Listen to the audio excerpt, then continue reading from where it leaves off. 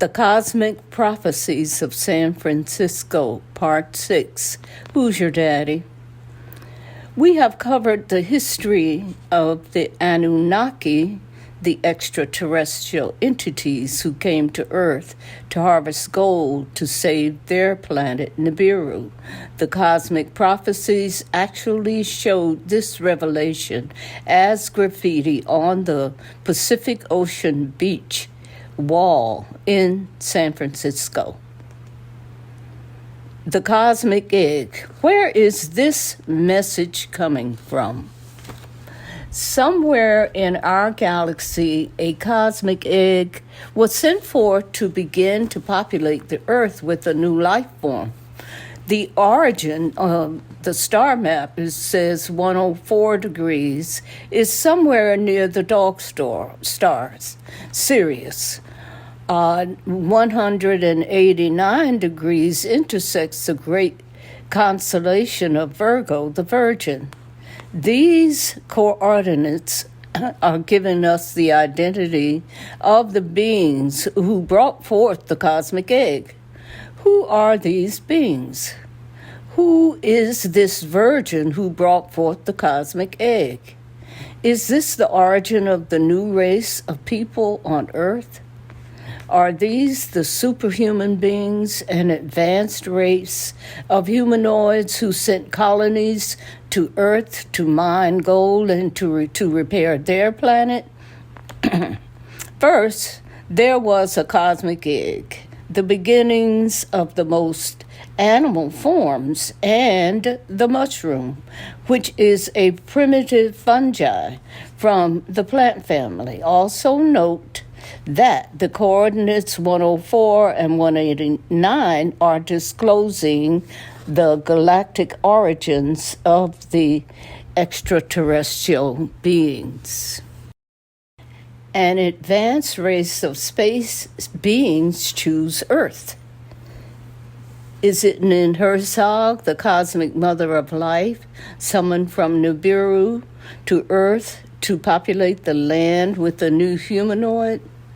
This humanoid is created through genetic engineering and incubated in the body of the Great Mother, Ninhursag.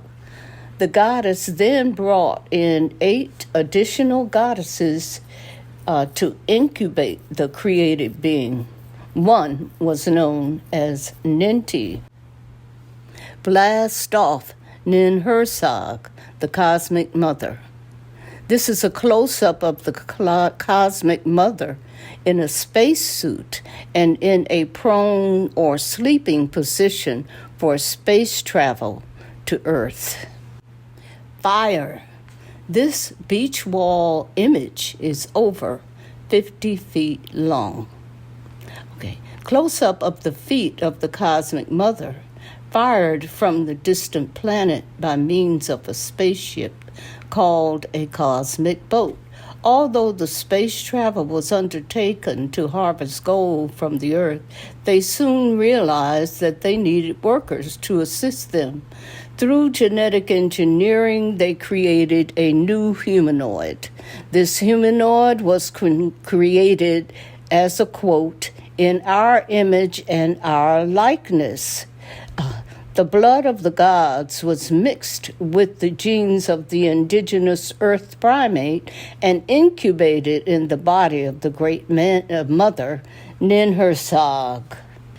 When the space travelers first came to Earth, they brought their own workers, who were from their planet. They were called Ijiji. They were not used to this strenuous work of digging and mining for gold. They soon grew tired of the hard work and they began to revolt. The rebellion caused Enki, who was in charge of the mining in the Abzu, which is considered to be southern Africa, to begin to think about how they could take a primitive being who he was seeing in the Abzu and genetically alter them to become the worker being and relieve the Ijiji from the toil. Enki called on his sister Ninhursag, a scientist, geneticist, and a healer to assist him in the transformation of a primitive life form into a desired worker to assist in the harvesting of gold. They decided to re-engineer this human-like species. Enki and Ninhursag got to work using genetic splicing to create the worker being. This is described in the Holy Bible in Genesis 1:26. Let us make man in our image and after our likeness, that they may rule over the fish of the sea, the birds in the sky, and the wild animals. This is the biblical quote of this genetic engineering. Many mistakes were made during this creation, like the monsters in the movie The Isle of Dr. Moreau. There were many monsters created during this process of genetic engineering. Okay. The continuing changes on the wall show creation of a minotaur. Walking on the beach became a fascinating adventure, as we did not know what new messages and images would appear each day. During the genetic engineering of the Lulu, many mistakes were made, including the creation of a half-beast, half-human. The Anunnaki also are depicted in ancient statues as half man and half animals. These artifacts can be found in museums in Iraq and Syria and other Middle Eastern places. On the wall in San Francisco, a minotaur's face changes overnight. Images of this minotaur is 10 feet long and 8 feet tall. The overnight change was amazing, as there was little light on the beach at night for the artist to see. During the creation process of the work of being, many mistakes were made that resulted in unnatural creatures. Finally, after so many changes and so many trials and error, Ninhursag and Enki realized that if the created being was to be like them, then Ninhursag herself would personally have to incubate the genetically modified egg within her own body. The incubation of the humanoid. The creation of Lulu Amello through gene splicing. These hieroglyphs spread along a 75-foot stretch of the beach wall. Note the Christian cross labeled 666 to indicate some sinister creation, according to the information that we have been told. However, 666 also indicates a carbon-based being, 6 protons, 6 neutrons, and 6 electrons. The original intention was to create the creation of a worker being. The first Adam was created, but he was the first of many failures. The hand was perfected, and then the arms and legs had to be adjusted. They could not speak, they couldn't talk. It was finally decided that the fertilized egg must be mixed with the soil of the earth, then incubated in the body of the Anunnaki female goddesses. Their success came after the clay was added to the genetic mixture. The continuation of the creation of the Lulu Amello on the wall in San Francisco. This creation of a new being shows DNA splicing with captions beginning with 666 to I need not a white heart, all the way to the end image with a caption, my life as Pud. What is this message all about? What is the cosmic artist, Ptah, aka Enki, trying to tell us? Why would this 666 mark of the beast be associated with the created Lulu? What is the meaning of a white heart?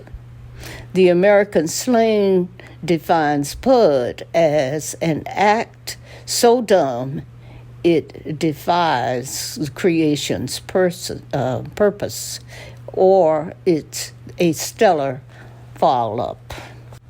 A close-up of I need not a white heart. The clone genetically created beings depicted above. Note the writing beside and above the images 104, 189, Juice Age, Third Degree Burn, and Pagan. Spontaneous human combustion. It was not uncommon from 1996 to 98 that there were reports about people spontaneously and without warning bursting into flames and burning, leaving only a trace of ashes. Is this a prophetic message that the genetically altered persons, the Lulus, will suffer from the heat of the sun or the solar flares during the coming days of cosmic fires as we move through the photon belt? Or is this a warning that the human activity on this, our Mother Earth, with the loss of our ozone layer, will seriously alter our weather patterns and cause great heat waves, droughts, and pestilence, leaving human populations vulnerable to weather calamities? What we see today is the solar flares, which is causing havoc on the lands of the non-melanated people and to them as well. There is a great suffering because of the magnetic emissions from the sun. Those without melanin are at risk, and we are seeing increasing cancers and tumors in this group of humanoids. Is this another message of the origins of these beings? Close up of the message on the beach wall. Again, 104 degrees, 189 degrees on the galactic star map is repeated. The star Sirius constellation of Canis Major is around 104 degrees. The star map places the constellation of Virgo or the Virgin at 189 degrees. The precise midpoint of 104 and 189 dissects the constellation of Cephas, the Ethiopian king, and the constellation of Aquarius. Is this a message that we will see the rise of the melanated God-man with the age of the goddess in the dawning of the age of Aquarius? Another message, Juice Age, dates these images to correspond with the murder trial of the Juice, or O.J. Simpson, in 1995. Also note third degree burn of the blue-eyed beings. The true pagans are members of the Roman Church of Christians. Rockefeller, a clear example of changes made in the same graffiti over time.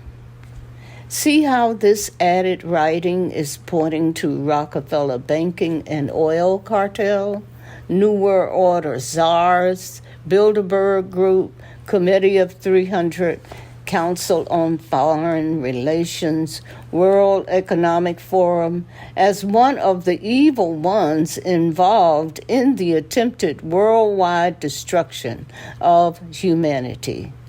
This is also the name taken by a hip-hop artist around that time, Jay-Z, during the time in the 1990s.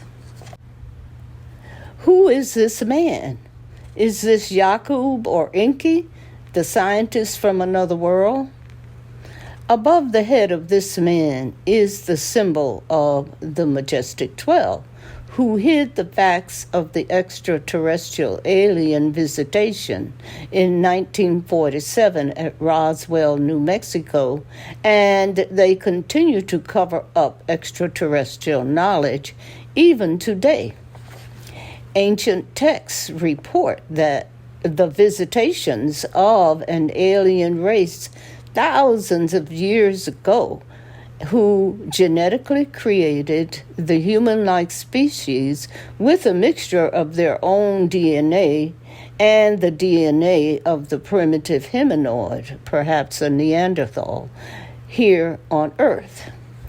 The Sumerian texts call the scientist Enki, who is known in ancient Egypt as Ptah. Others call the scientist Yakub. Is this what this race of genetic scientists look like? This picture of number one could be forecasting the coming of Barack Obama. The founder of the Nation of Islam, the Honorable Elijah Muhammad, told us about the scientist Yakub, who created the so-called white man. This was over 60 years ago when Elijah Muhammad gave us that teachings. Yakub declared that this created being would live, rise, and then rule over a period of 6,000 years. After that period was up, their time would also be up, and they must be expunged from the planet Earth. With all the catastrophic events prophesied, the coming of the comet coming from the Saturn Cronus, the projected splitting of America down the Mississippi River, the polar shift that will bring in the new North Pole star Cephas, the Ethiopian king, all these changes could wipe out this entire civilization. Of course, as always, the world itself will not end, but the world we know will end. There should be no fear of change. The only constant in the entire universe is change. Everything is in constant motion, changing. We must prepare for these changes by first changing our hearts and our minds. We cannot survive apocalyptic world changes by holding on to old beliefs and mindless propaganda spewed out by the media and the powers that be. The lyrics from a song by Nina Simone, the godmother of soul. There is a new world coming, and it's just around the bend. There is a new world coming. This world is coming to an end. There is a new voice coming, and you can hear it if you try. It's growing stronger with every day that passes by. Godmother of Soul, Nina Simone. Stay tuned for the final chapter, chapter number 7, in this ongoing saga of the cosmic prophecies of San Francisco. Who's your daddy? Thank you for listening. Don't forget to like and subscribe. Thank you. Peace.